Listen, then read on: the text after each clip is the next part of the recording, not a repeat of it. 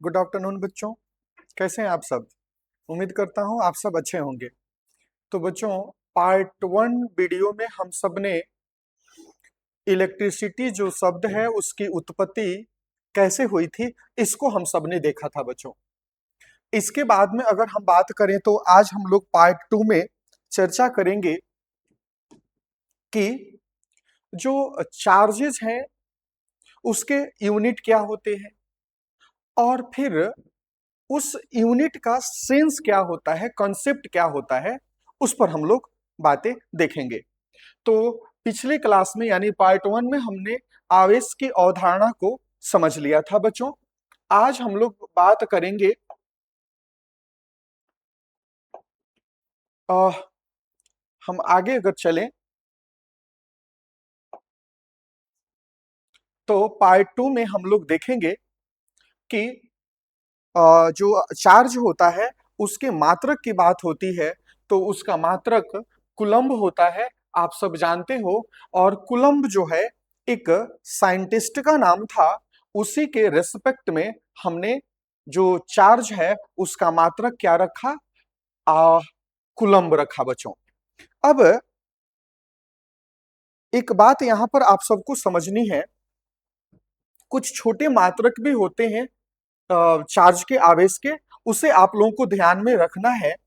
उसमें सबसे पहला आता है आपको मिली कुलम्ब, जिसको हमने यहाँ पर स्मॉल एम कैपिटल सी लिखा है। तो 10⁻³ कुलम्ब को हम एक मिली कुलम्ब कहेंगे, क्योंकि मिली का मतलब ही होता है 10⁻³ दूसरा है माइक्रो कुलम्ब। दूसरा क्या है बच्चों? Micro coulomb. और माइक्रो का मतलब होता है 10⁻⁶। तो मिली का मतलब क्या याद रखेंगे? 10⁻⁻3। कुलम्ब है तो कुलम्ब हो गया। और माइक्रो का मतलब होता है 10⁻⁶। और अंतिम है नैनो कुलम्ब, जिसको नैनो को स्मॉल एन से डिनोट करते हैं और इसका मतलब होता है 10⁻⁹। तो ये अगर आप याद रखते हो बच्चों तो न्यूमेरिकल्स बनाने में आप सबको दिक्कत नहीं होगी। मैं चाहूंगा कि आप सब इसका स्क्रीनशॉट लेकर के नोटबुक में इसे जरूर लिख लो बच्चों। चलिए फिर हम लोग आगे बढ़ते हैं और बात करेंगे। तो अब जो आवेश का कंसेप्ट हम लोगों ने समझा था कि जब दो एटम्स, दो सब्सटेंसेस के बीच में, दो मैटर्स के बीच में इंटरेक्शंस होते हैं, अगर हम रगड़ रहे होते हैं तो कई बार ऐसी परिस्थितियां बनती हैं कि एक मैटर से जो इलेक्ट्रॉन होता है ट्रांसफर होकर के दूसरे मैटर पर चला जाता है और जिससे निकलता है वह धनावेशित हो जाता है और जिस पर जाता है वह क्या हो जाता है? ऋणावेशित हो जाता है। वही बात एक बार फिर आप लोग के सामने है कि किसी पिंड बॉडी पर आवेश अर्थात चार्ज की मात्रा इस बात से निर्धारित होती है कि उसमें इलेक्ट्रॉन की कमी है ना, या इलेक्ट्रॉन की कमी है या फिर इलेक्ट्रॉन की अधिकता है। अगर इलेक्ट्रॉन की कमी है तो वह धनावेशित हो जाता है। क्या हो जाता है? धनावेशित हो जाता है। और इलेक्ट्रॉन की अधिकता है तो वो ऋणावेशित हो जाता है। क्यों हो जाता है, कैसे हो जाता है, इसको बड़ी अच्छे तरीके से हम लोगों ने वीडियो वन में यानी पार्ट वन में देखा था बच्चों। अब हम आगे बढ़े तो जो किसी भी पिंड पर जो आवेश की मात्रा होती है वह निकाली जा सकती है Q इक्वल टू एन से, जहां Q क्या है? उस पर पाए जाने वाले आवेश की मात्रा है ना। और एन ई है, N for number of electron है बच्चों। और ई जो है इलेक्ट्रॉन पर चार्ज है कि एक इलेक्ट्रॉन पर कितना चार्ज होता है। तो यहां पर प्रश्न आएगा कि सर आपने प्लस और माइनस दोनों साइन क्यों लगा रखा है?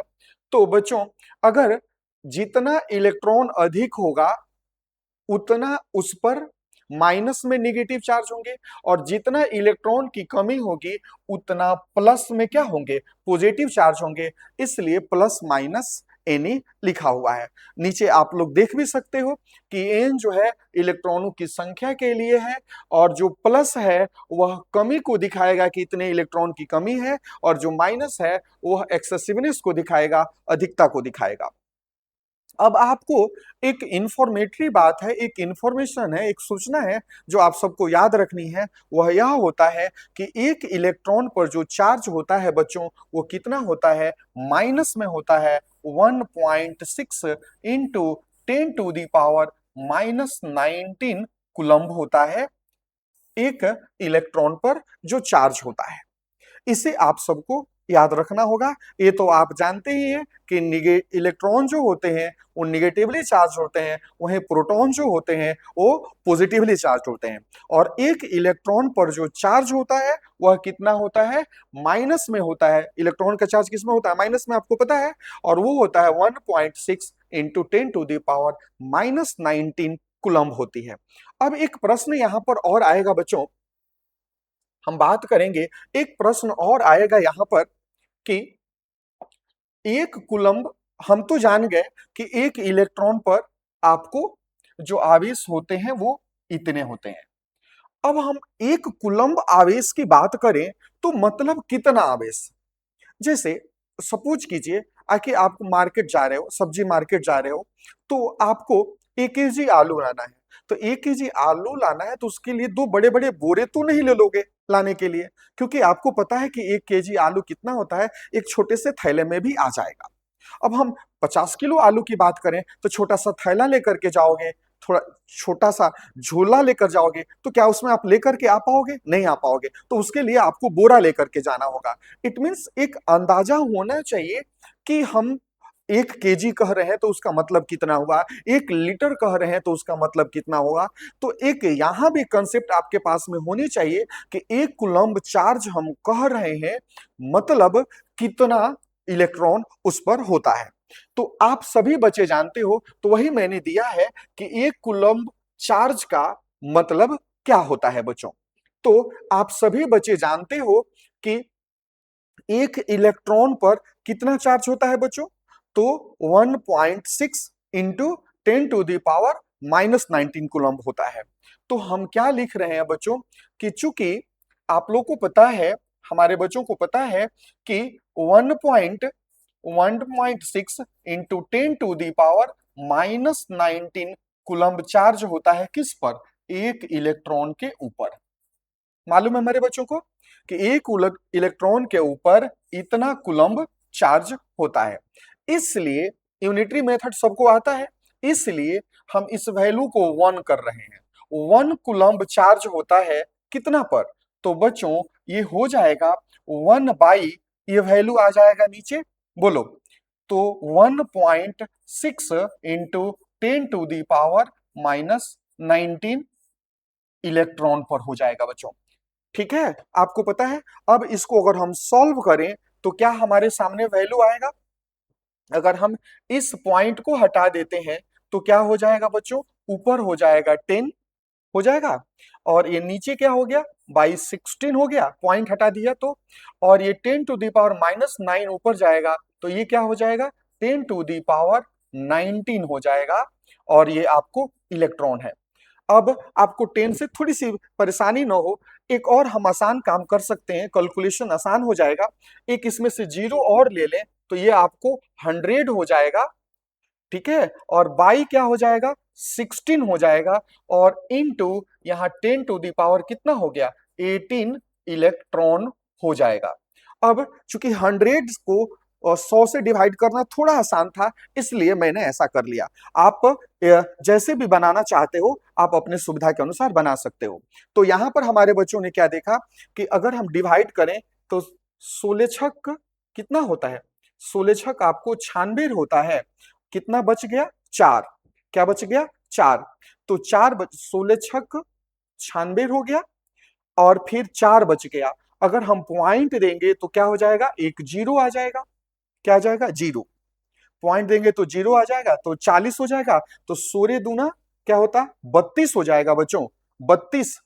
तो 32 फिर 8 बच गया, और पॉइंट दिए हैं तो एक जीरो ले लेंगे, तो 80 हो जाएगा। तो 16 पच्चे 80 हो जाएगा। तो क्या हो जाएगा, 6.25। समझ में आ रहा है, नहीं समझ में आ रहा है। अरे भाई मैं ये कह रहा हूं कि 100 है और इसको मैं डिवाइड कर रहा हूं कितना से, 16 से डिवाइड कर रहा हूं, तो 16 छक कितना हो गया, 96 हो गया, ये आपको ये 4 हो जाएगा, और 9 ये 4 हो गया, और फिर यहाँ पर हम पॉइंट देंगे तो ये 0 आ जाएगा, 16 दूना 32 हो जाएगा, ये 8 हो गया, पॉइंट दिए हैं 0 ले लेंगे तो 16 पचे कितना हो जाएगा, 80 हो जाएगा। तो समझ में आ ही गया आप लोगों को। तो ये 80 हो गया, यानी 6 पॉइंट कितना आ रहा है, 25 आ रहा है। तो क्या हो गया बच्चों, तो यहां पर हम देख रहे हैं क्या हो गया, बोलो, ये 100/16 का मतलब क्या हो गया, 6.25 इंटू 10 टू द पावर कितना, बोलो, 18 इलेक्ट्रॉन। यानी हमारे बच्चों ने ये समझ लिया कि एक कूलम्ब चार्ज का, हम कह रहे हैं कि एक कूलम्ब चार्ज जो है वह किसी तार से जा रहा है, तो इसका मतलब क्या हुआ कि उस तार से 6.25 into 10 to the power 18 electrons, ये नंबर बहुत बड़ा हो गया बच्चों, है ना, इतना इलेक्ट्रॉन्स जो है उस तार से होकर के जा रहे हैं। तो इसे आप लोगों को ध्यान में रखना चाहिए कि एक कूलम्ब चार्ज पर, एक कूलम्ब जो चार्ज होता है वह कितना इलेक्ट्रॉन मिलकर कंस्टिट्यूट करेंगे, तो वो होगा 6.25 into 10 to the power 18 electron. और एक इलेक्ट्रॉन पर कितना चार्ज होता है, तो वो होता है, बोलो कितना, यहां पर अभी लिखे थे हम लोगों ने 1.6 होता है into 10 to the power -19 coulomb होता है। तो आपको ये वाला वैल्यू याद रखना चाहिए, इससे आप इसको बना लोगे। ठीक है बच्चों, चलो फिर हम आगे बढ़ते हैं। इसके बाद में अगर हम बात करें बच्चों, वही बात आप लोगों के सामने आ गई कि एक कूलम्ब की परिभाषा क्या है बच्चों। तो कहता है एक कूलम्ब विद्युत आवेश, इलेक्ट्रिकल चार्ज का, कूलम्ब जो है विद्युत आवेश का एसआई मात्रक है, जिसे हम सी से डिनोट करते हैं, दर्शाया जाता है, ये आप लोग जानते हो। अब हम इस कूलम्ब को, एक कूलम्ब को दो तरीके से परिभाषित कर सकते हैं। वह क्या है, तो कहता है एक कूलम्ब आवेश की वह मात्रा है जो किसी चालक जैसे तार में 1 एम्पियर, 1 एम्पियर की विद्युत धारा प्रवाहित करने पर 1 सेकेंड में स्थानांतरित होती है। बोलोगे सर ये बात आपकी समझ में नहीं आई कि ये कैसे हुआ। तो मैं अगर इसको आपको समझाने का प्रयास करूं बच्चों, तो देखो,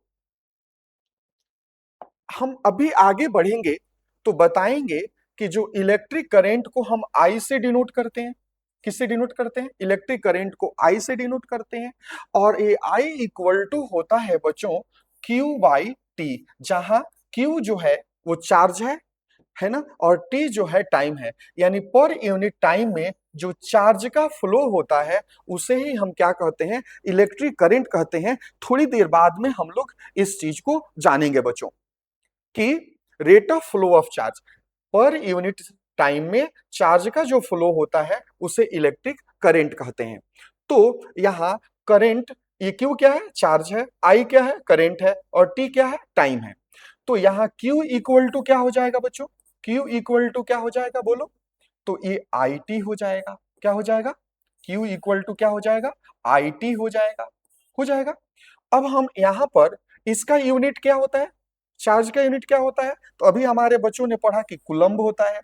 अच्छा, आगे हम बताएंगे कि ये जो करंट होता है इसका यूनिट क्या होता है, एम्पियर होता है। और टाइम का यूनिट क्या होता है बच्चों, तो ये टाइम का यूनिट होता है आपको सेकेंड होता है, स्मॉल एस से लिखते हैं, सेकेंड होता है। अब जरा हम यहाँ 1 कूलम्ब लगा दें, 1 कर दें, तो यहां भी 1 करना पड़ेगा, वहां भी 1 करना पड़ेगा। यानी 1 कूलम्ब को अगर परिभाषित करना हो बच्चों, इसके लिए चिंता नहीं कीजिए आप लोग, हम इसके बाद वाले स्लाइड्स में इस पर हम चर्चा करेंगे। तो कहता है कि 1 कूलम्ब इक्वल टू क्या हो गया, 1 एम्पियर इंटू 1 सेकेंड हो गया बच्चों।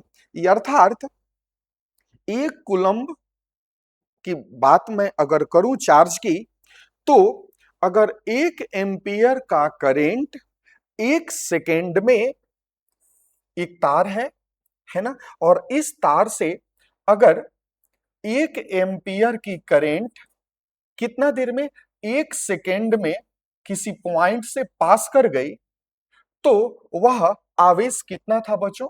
1 कूलम्ब था। मैं फिर से रिपीट करूंगा कि अगर ये तार है, तार के किसी पॉइंट से 1 एम्पियर की करंट 1 सेकेंड में अगर पास हो रही है, इसका मतलब कि इस तार से किसी पॉइंट से 1 कूलम्ब चार्ज जा रहे हैं। तो वही बात पिछले वाले स्लाइड्स में आप लोगों के सामने था बच्चों। तो मैं चाहूंगा कि जब इस वीडियो को दोबारा आप लोग जरूर देखना, तो ये कंसेप्ट आपका और क्लियर हो जाएगा बच्चों। अब हम आगे बात करें तो फिर से हम पिछले वाले स्लाइड पर आते हैं। वही कहा कि 1 कूलम्ब आवेश की वह मात्रा जो किसी चालक जैसे तार में 1 एम्पियर की विद्युत धारा प्रवाहित करने पर 1 सेकेंड में स्थानांतरित होती है।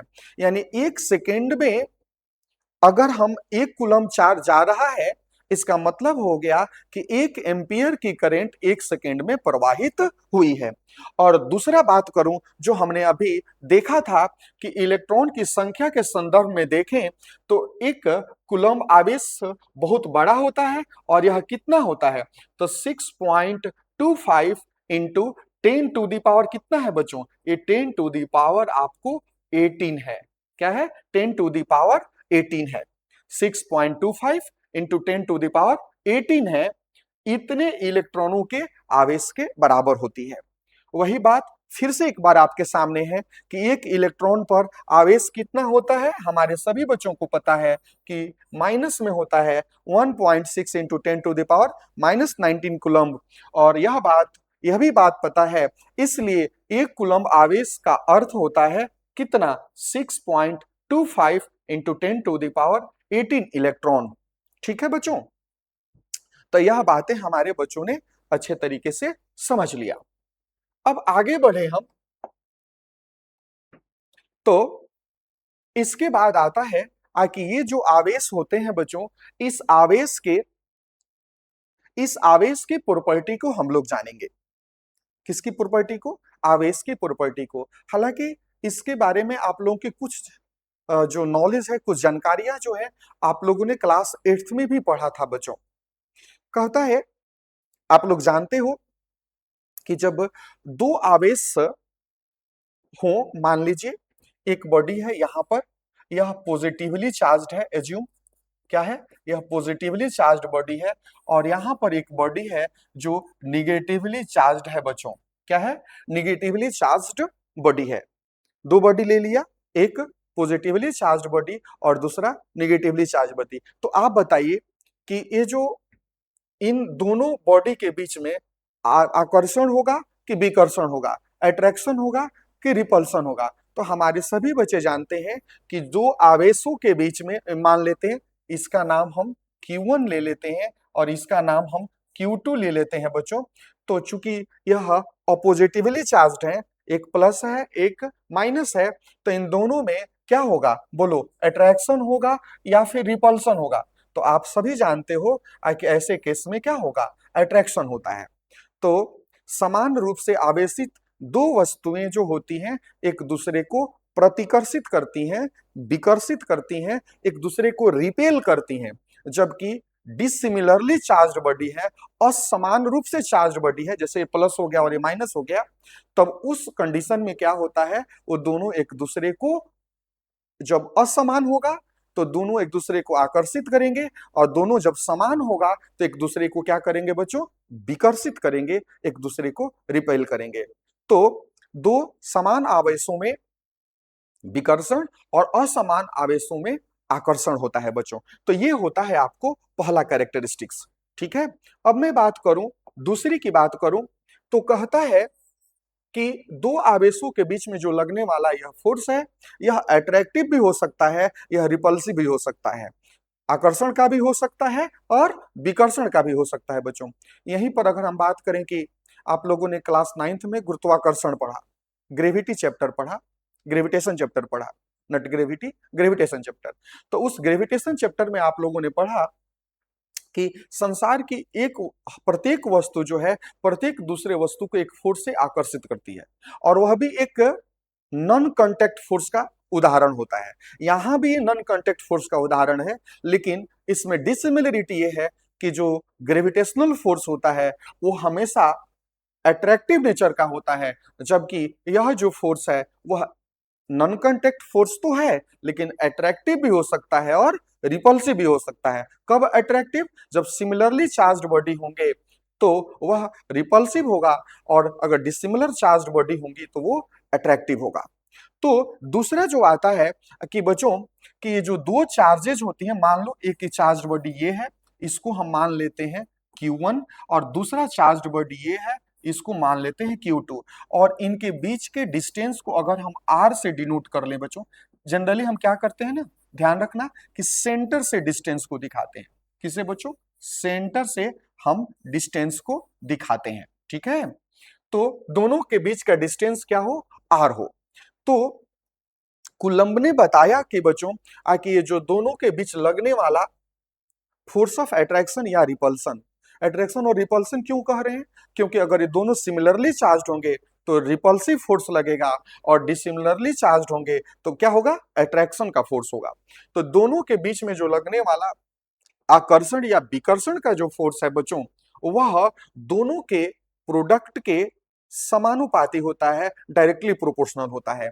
यानी जो लगने वाला ये फोर्स है दोनों के बीच में F, वो अट्रैक्टिव भी हो सकता है और रिपल्सिव भी हो सकता है। यह डायरेक्टली प्रोपोर्शनल होता है Q1 इंटू Q2 के, दोनों के चार्ज के प्रोडक्ट के डायरेक्टली प्रोपोर्शनल होता है, ठीक है। और क्या कहा कि ये जो फोर्स लगता है ये दोनों के बीच के डिस्टेंस के स्क्वायर के इनवर्सली प्रोपोर्शनल होता है। इसका मतलब क्या हुआ? व्युत्क्रमानुपाती होता है। इसका मतलब क्या हुआ बच्चों कि दो चीजें हो, अगर दोनों में कुछ इस प्रकार रिलेशन हो कि अगर यह चीज बढ़ रही है तो इसके साथ साथ यह भी बढ़ने लगे, तो इसको कहते हैं समानुपाती हैं ये दोनों चीजें, है ना, डायरेक्टली प्रोपोर्शनल है। अगर यह घट रही है तो यह भी घटने लगे तो इसको भी बोलेंगे समानुपाती है। लेकिन दो चीजों के बीच में ऐसा रिलेशन हो जिसमें एक बढ़े और दूसरी घटने लगे तो उसको व्युत्क्रमानुपाती, इनवर्सली प्रोपोर्शनल इंग्लिश में कहते हैं बच्चों। तो आप लोग जानते हो कि अगर एक मैग्नेट है, अगर मैग्नेट है तो लोहे को यहां रखेंगे तो खींच लेगा, यहां रखेंगे तो खींच लेगा, यहां रख लेंगे तो खींच लेगा। लेकिन क्या मैं यहां रख दूं तो खींच पाएगा? नहीं। मतलब क्या हुआ कि दूरी जब बढ़ती जाती है तो यह नॉन कांटेक्ट जो फोर्स होता है उसका मैग्नीट्यूड भी कम होता चला जाता है। तो यहां भी जब ये दूरी बढ़ाएंगे तो फोर्स घटेगा कि बढ़ेगा? जो दोनों के बीच जो बल लगेगा आकर्षण या विकर्षण का, वो घटेगा कि बढ़ेगा? तो जब दूरी बढ़ाएंगे तो वो फोर्स घटेगा, और दूरी घटाएंगे तो वो फोर्स क्या होगा? बढ़ेगा बच्चों। तो क्या कहा कुलम्ब साहब ने कि यह जो एफ होता है वह इनवर्सली प्रोपोर्शनल होता है। किसके? दोनों के बीच के दूरी के स्क्वायर के। तो दोनों के बीच की दूरी कितनी है? आर। तो आर हो गया स्क्वायर, तो यहां पर हम पावर 2 कर देंगे। तो अब क्या हुआ कि अगर इन दोनों को हम एक साथ में मिला दें तो हम लिख सकते हैं बच्चों, क्या लिख सकते हैं? F is directly proportional to, बोलो, Q1 Q2 and inversely proportional to R square. इन दोनों को हम चाहें तो एक साथ में इस प्रकार लिख सकते हैं बच्चों। अब अगर हम आगे बढ़े तो कहता है, आप लोग जानते हो कि एफ और ये डायरेक्टली प्रोपोर्शनल के साइन को हम अगर चाहें तो इक्वल टू साइन में कन्वर्ट कर सकते हैं, और यहाँ इक्वल टू साइन में कन्वर्ट करते हैं तो एक प्रोपोर्शनलिटी कांस्टेंट आता है ना। यूजुअली हम वहां पर के लिख दिया करते हैं, और के इक्वल टू क्या हो गया बच्चों? Q1, बोलो, Q2 बाई आर स्क्वायर हो गया। और इस नियम को कुलम्ब्स लॉ के नाम से भी जाना जाता है। और कुलम्ब, कोई पूछ दे आपसे कि कुलम्ब्स लॉ क्या है तो आप क्या बोलेंगे कि दो चार्जेस के बीच में जो लगने वाला आकर्षण या विकर्षण का बल है वो दोनों के गुणनफल के समानुपाती, दोनों के गुणनफल के समानुपाती, और दोनों के बीच के जो दूरी होता है उसके वर्ग के व्युत्क्रमानुपाती होता है। और मैथमेटिकल फॉर्म में उसे हम इस प्रकार लिख लेते हैं बच्चों। तो ये दो हो गया। तीसरा कहता है कि चार्ज को न तो हम क्रिएट कर सकते हैं, न तो हम चार्ज को डिस्ट्रॉय कर सकते हैं। जब दो ऑब्जेक्ट्स को रगड़ते हैं बच्चों, मान लीजिए हमने एक मार्कर ले लिया और ये पेन ले लिया, और दोनों को अगर रगड़े और रगड़ने पर यदि ये चार्ज हो जाता हो तो क्या हुआ, इसमें से इलेक्ट्रॉन निकल करके इसमें चला आया, तो या फिर इसमें से निकल कर इसमें चला आया, तो क्या मैं अपने इस पॉकेट से पैसा निकाल करके इस पॉकेट में रख दूं तो मेरे पास पैसे कम हो गए क्या? नहीं, पैसा का जो अमाउंट है कांस्टेंट रहेगा। ठीक उसी तरह से अगर इलेक्ट्रॉन इसमें से निकल कर इतना चलाया, इसमें चलाया, तो इस पर जितना पॉजिटिव चार्ज क्रिएट होगा उतना ही इस पर निगेटिव चार्ज क्रिएट होगा। मतलब चार्जेस जो होते हैं वो न तो क्रिएट होते हैं और न तो डिस्ट्रॉय होते हैं बच्चों। तो इस प्रकार आपको ये तीन जो कैरेक्टरिस्टिक्स हैं, प्रॉपर्टीज हैं चार्जेस को, वो ध्यान में रखना चाहिए। अब हम आगे बढ़ते हैं, वही आपको टेबुलर फॉर्म में वो सारी इंफॉर्मेशंस एक बार फिर से आपको सामने है जो मैंने डिस्कस किया। आप सभी बच्चे जान चुके हो क्या कि जो विपरीत अर्थात असमान जो आवेश होते हैं एक दूसरे को आकर्षित करते हैं, और समान जो आवेश होंगे एक दूसरे को प्रतिकर्षित करते हैं, एक दूसरे को रिपेल करते हैं। There is a force of attraction between similar charges dissimilar charges while there is a force of repulsion between similar charges, है ना बच्चों। दूसरा है कि दो आवेशों के बीच में जो लगने वाला यह आकर्षण या विकर्षण का बल है, फुल फोर्स ऑफ अट्रैक्शन और रिपल्शन का जो ये फोर्स है, वो क्या होता है, दोनों आवेशों के परिमाण के गुणनफल के समानुपाती यानी डायरेक्टली प्रोपोर्शनल, और बीच के दूरी के वर्ग के व्युत्क्रमानुपाती होता है। यह बात आप लोग पहले से जान चुके हो, जहां पर आप इस डायरेक्टली प्रोपोर्शनल के साइन को हटाया तो एक प्रोपोर्शनलिटी कांस्टेंट आ गया, जिसे हमने क्या लिख दिया, के लिख दिया बच्चों। ठीक है, और इसको हम लोग कूलम्ब्स लॉ के नाम से भी जानते हैं, इससे आप लोग ध्यान में रखोगे।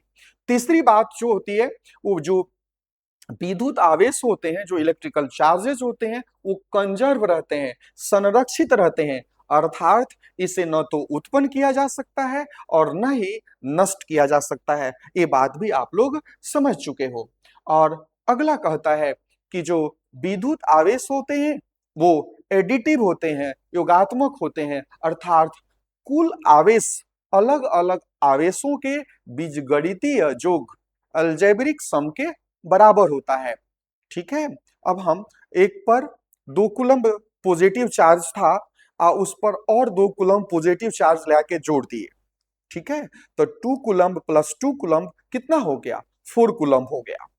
अब अगला कहता है कि ये विद्युत जो आवेश होते हैं यह क्वांटिटाइज्ड किए जा सकते हैं, इसको इसकी मात्रा को हम निर्धारित कर सकते हैं, और वो कैसे, Q इक्वल टू एन ही होता है, जहां एन जो है वो नंबर ऑफ इलेक्ट्रॉन है और ई जो है इलेक्ट्रॉन पर आवेश की मात्रा है। और कितनी होती है एक इलेक्ट्रॉन पर आवेश की मात्रा, तो शायद हमारे सारे बच्चों को याद है कि वह माइनस में होती है 1.6 इंटू 10⁻⁻90 कूलम्ब आवेश होता है किस पर, एक इलेक्ट्रॉन के ऊपर। तो आप लोगों के लिए बोर्ड के एग्जाम के पॉइंट ऑफ व्यू से इसे याद रखना है ना। और हालांकि ये तो आप लोगों ने 7th 8th में भी पढ़ा है, याद होगा ही।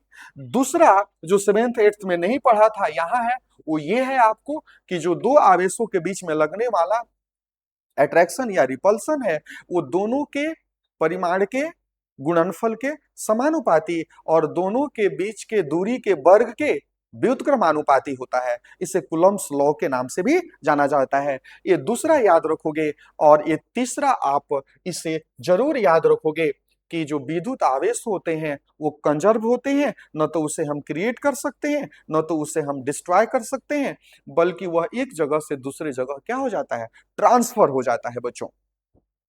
अब चलिए फिर हम आगे बढ़ते हैं। अब है हमारा अगला टॉपिक, वो है आपको विद्युत धारा, इलेक्ट्रिक करंट और विद्युत परिपथ।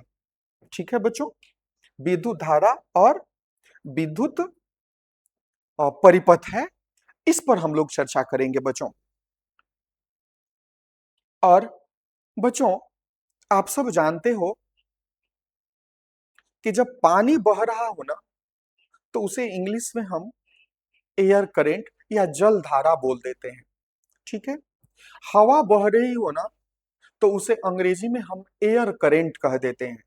उसी प्रकार अगर विद्युत आवेश, इलेक्ट्रिकल चार्ज का फ्लो हो रहा हो ना, तो हम उसे इलेक्ट्रिक करंट कह देते हैं। मैं फिर से रिपीट कर रहा हूं, अगर हवा बह रही हो तो उसका नाम हम दे सकते हैं एयर करंट, पानी बह रहा हो तो वाटर करंट, तो इलेक्ट्रिकल चार्ज बह रहा हो, फ्लो हो रहा हो, तो उसको क्या नाम दे देते हैं? इलेक्ट्रिक करंट नाम दे देते हैं बच्चों।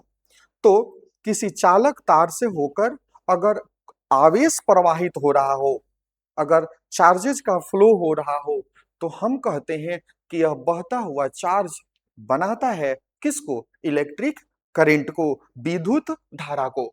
तो जो पहला आपके सामने है कि ये विद्युत धारा क्या है, तो यह हमारे बच्चों ने समझ लिया कि किसी चालक तार से अगर आवेश का प्रवाह हो रहा है, तो हम कहते हैं कि उस चालक तार से विद्युत धारा का प्रवाह हो रहा है, इलेक्ट्रिक करंट का फ्लो हो रहा है। और बच्चों, दूसरा जो आपके सामने है विद्युत परिपथ, इलेक्ट्रिक सर्किट, तो उसको कहता है, अब विचार करो बच्चों, ये जिन नेशनल हाईवे पर, स्टेट हाईवे पर जो चलने वाली गाड़ियां हैं, अगर उनको ले आकर रेलवे ट्रैक पर रख दें तो वो चल पाएंगी क्या? नहीं चल पाएंगी। और जो रेलवे ट्रैक पर चलने वाला ट्रेन है, उसको नेशनल हाईवे पर उतार कर चलाने का हम प्रयास करें तो चलेगी क्या? तो नहीं चलेगी। ठीक उसी प्रकार से बच्चों, अगर हम, आपके घर के आसपास में इलेक्ट्रिक पोल हो सकते हैं, वहां से किसी धातु के तार को, है ना, उस पोल के तार से कनेक्ट करके हम लेकर के घरों में आते हैं, फिर हम उस इलेक्ट्रिकल एनर्जी का इस्तेमाल कर पाते हैं। क्या उस धातु के तार के जगह पर हम दो मजबूत या कमजोर रस्सियां बांध कर लेके चले आए, तो उस रस्सियों से करंट आ पाएगा क्या? बिल्कुल नहीं आ पाएगा। ठीक उसी तरह से बच्चों, इलेक्ट्रिक करंट को ले जाने के लिए, विद्युत धारा को ले जाने के लिए हमें एक रास्ता बनाना पड़ता है जो धातु का बना होता है। हालांकि ग्रेफाइट एक अधातु है, कार्बन का एक अपरूप है, लेकिन वह भी विद्युत का सुचालक होता है। वह एक एक्सेप्शनल केस है। लेकिन ऐसे अगर हम करंट को चलने के लिए रास्ता बनाना चाहते हैं, तो हमें क्या करना पड़ेगा? उसके लिए हम लोगों को धातु की बनी हुई एक तार लगानी होगी, और वह जो रास्ता बनेगा, वह सोर्स ऑफ करंट में, जो भी सोर्स ऑफ करंट होते हैं वहां पर हम दो टर्मिनल्स के कंसेप्ट को समझते हैं। एक पॉजिटिव टर्मिनल होता है और एक निगेटिव टर्मिनल होता है, और जो करंट की जो दिशा मानी जाती है, जो ली जाती है, वह धनात्मक पॉजिटिव टर्मिनल से निगेटिव टर्मिनल की तरफ ली जाती है। और तो पॉजिटिव टर्मिनल से निगेटिव टर्मिनल तक करंट को जाने के लिए हमें धात्विक तार लगाने पड़ेंगे, और बीच में अगर वो तार कहीं भी टूट जाता है, कट जाता है, आइसोलेट हो जाता है, तो करंट जो है जंप करके नहीं जाएगी। इसलिए विद्युत सर्किट का जो परिभाषा बनता है, वह यह बनता है कि वह क्लोज्ड एंड कंटिन्यूअस पाथ, कहीं टूटना नहीं चाहिए, वो क्लोज होना चाहिए। और क्लोज कैसे? तो सोर्स ऑफ करंट के पॉजिटिव टर्मिनल और निगेटिव टर्मिनल से वो क्लोज हो जाना चाहिए, तब धारा का प्रवाह हो पाएगा। तो आपके सामने एक इलेक्ट्रिक सर्किट दिखाया गया है, जिसमें एक हमने सेल यूज किया है, इलेक्ट्रिक, जिसे आप लोग बोलचाल की भाषा में बैटरी भी बोल देते हो। हालांकि इलेक्ट्रिक सेल और इलेक्ट्रिक बैटरी में अंतर है। जब जिस प्रकार वर्ड और सेंटेंस में अंतर है, उसी प्रकार यहाँ पर इलेक्ट्रिक सेल और बैटरी में भी अंतर है। जब कई सारी सेल्स को कनेक्ट कर दिया जाता है आपस में, तब वो बैटरी बनाती है। तो हम यहाँ पर एक एक्चुअली इलेक्ट्रिक सेल लिए हुए हैं, और इस इलेक्ट्रिक सेल को हमने एक धातु के तार से क्या कर दिया? कनेक्ट कर दिया। और बीच में इस एनर्जी का, जो इलेक्ट्रिक चार्जेस के द्वारा फ्लो के दौरान जो एनर्जी कैरी की जाती है, उस एनर्जी को इलेक्ट्रिकल एनर्जी, विद्युत एनर्जी कहते हैं, विद्युत ऊर्जा इलेक्ट्रिकल एनर्जी के नाम से जानते हैं। तो वो क्या होती है कि उसी एनर्जी के जाने के क्रम में जो डिवाइसेस होते हैं उस एनर्जी का क्या करते हैं, इस्तेमाल कर लेते हैं। तो यहां पर आप लोगों ने देखा कि जो करंट की जो दिशा होती है, करंट की जो डायरेक्शन होता है, वो हम क्या मानते हैं, पॉजिटिव टर्मिनल से कहा मानते हैं, निगेटिव टर्मिनल के तरफ मानते हैं बच्चों। अगर यहां मैं कट कर दूं, या फिर कहीं यहां कट कर लूं, या फिर कहीं यहां कट कर लूं, तो यह कंटिन्यूअस पाथ नहीं रह जाएगा। और जब यह कंटिन्यूअस पाथ नहीं रह जाएगा तो इससे धारा का प्रवाह नहीं हो पाएगा बच्चों। तो विद्युत परिपथ का जो परिभाषा वह क्लोज्ड और कंटिन्यूअस पाथ जिससे होकर धारा का प्रवाह होता है, उसे हम क्या कहते हैं, विद्युत परिपथ, है ना, इलेक्ट्रिकल सर्किट के नाम से जानते हैं। इसको आगे हम और डिटेल देखेंगे बच्चों। चलिए आगे बढ़ते हैं। अब हम वन बाय वन करके इन चीजों को थोड़ा डिटेल देखने का प्रयास करेंगे। और आज का जो समय है वो हमें उतना ही इजाजत देता है कि हम लोग केवल विद्युत धारा को देख पाएं, और उसके बाद से जब हम पार्ट 3 लेकर के आपके सामने आएंगे तो उस समय हम लोग विद्युत परिपथ पर डिटेल चर्चा करेंगे बच्चों। तो चलिए, आप सब लोगों ने जान लिया है कि किसी चालक तार से, जैसे तांबे का तार हो गया, है ना बच्चों, आप जानते हो जिस मटेरियल से होकर विद्युत धारा का प्रवाह हो जाता है उसे सुचालक कहते हैं, जिससे नहीं होता है उसे हम क्या कहते हैं, कुचालक कहते हैं। ठीक है। तो अगर बात करें तो कोई चालक पदार्थ ले लें, जैसे तांबा हो गया, एल्युमिनियम हो गया, और इस क्रम में आप लोगों को याद रखना चाहिए कि इस संसार में the best conductor of electricity जो होता है वो सिल्वर को माना जाता है, और दूसरे नंबर पर ये तांबा आता है बच्चों, तीसरे नंबर पर एल्युमिनियम, और फिर आयरन वगैरह की बात हम करते हैं। तो हम तांबा का तार ले लिया, और उससे अगर विद्युत आवेश, इलेक्ट्रिकल चार्जेज का जो प्रवाह होता है उसे ही हम विद्युत धारा कहते हैं। अब विद्युत विद्युत धारा की बात करूं बच्चों, इलेक्ट्रिक करंट की बात करूं, तो यह दो तरीके से डिफाइन किया जा सकता है।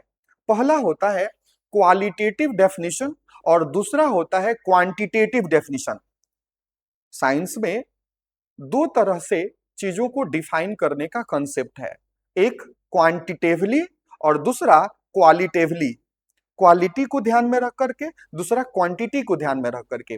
तो अगर हम क्वालिटेटिवली बात करूं तो हम कह सकते हैं कि किसी चालक तार से होकर आवेश के प्रवाह हो रहा है तो हम कहेंगे कि विद्युत धारा का प्रवाह हो रहा है, यानी flow of electrical charges through a conductor is said to be electric current. और दूसरी अगर हम बात करें बच्चों, तो पर यूनिट टाइम में जो विद्युत आवेश का प्रवाह होता है उसे विद्युत धारा कहते हैं। तो यह जो है क्वांटिटेटिव डेफिनेशन हो गया।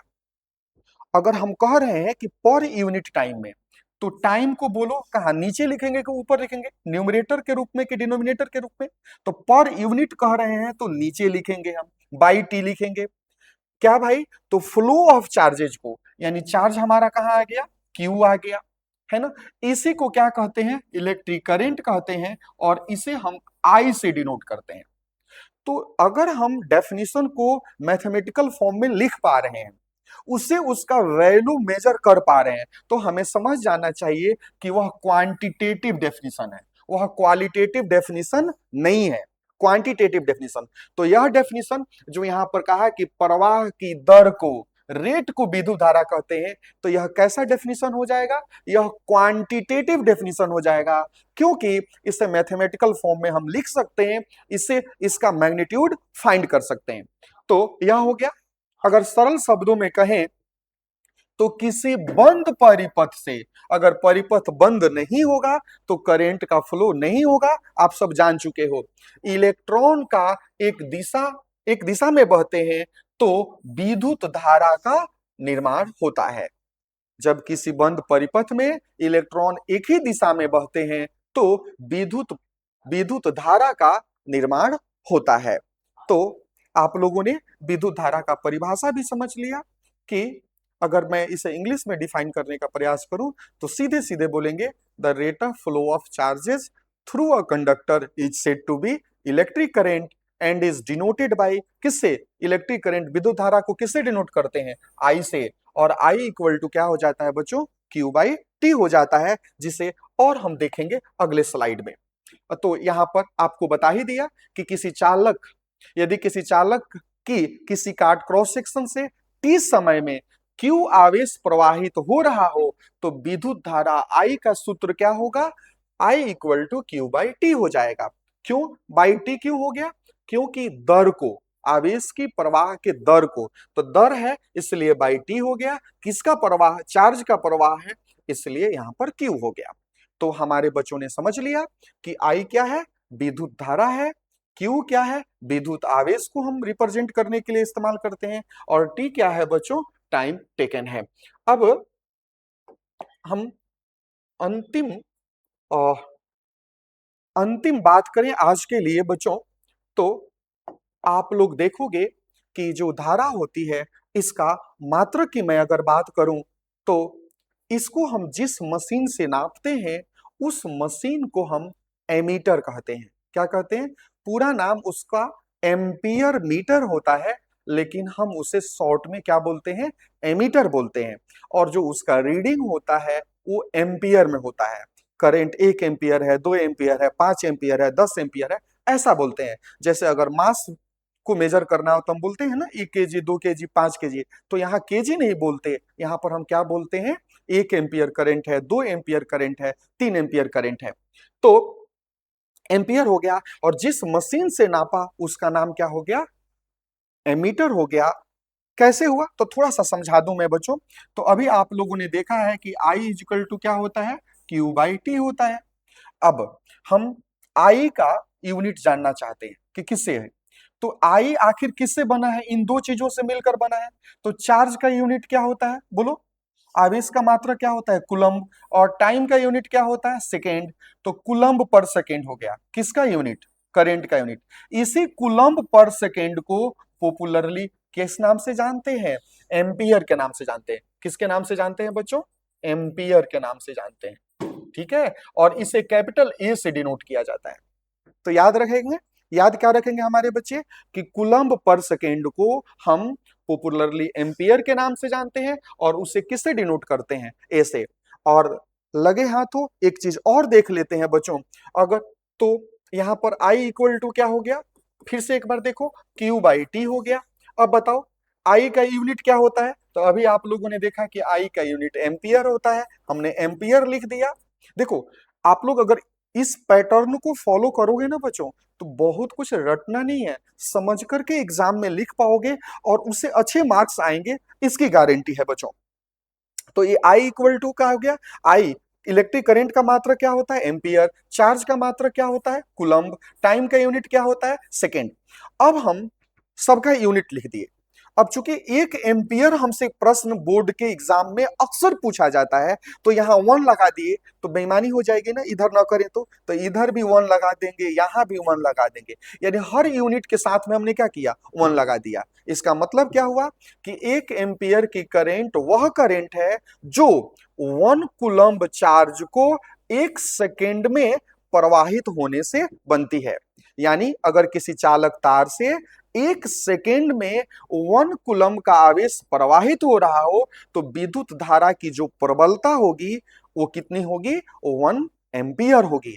और यह मेजरमेंट का काम जिस डिवाइस से होता है बच्चों, उसे क्या कहते हैं हम?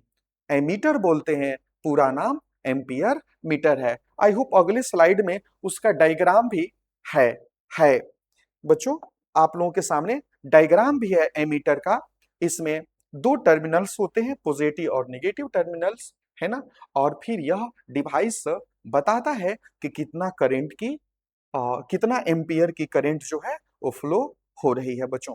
तो अब समय हम लोगों को इजाजत नहीं दे रहा है कि आगे हम क्लास को कंटिन्यू करें। पार्ट 3 लेकर जब हम आपके सामने आएंगे तो फिर यहीं से स्टार्ट करेंगे बच्चों। थैंक यू ऑल, आज के लिए इतना ही।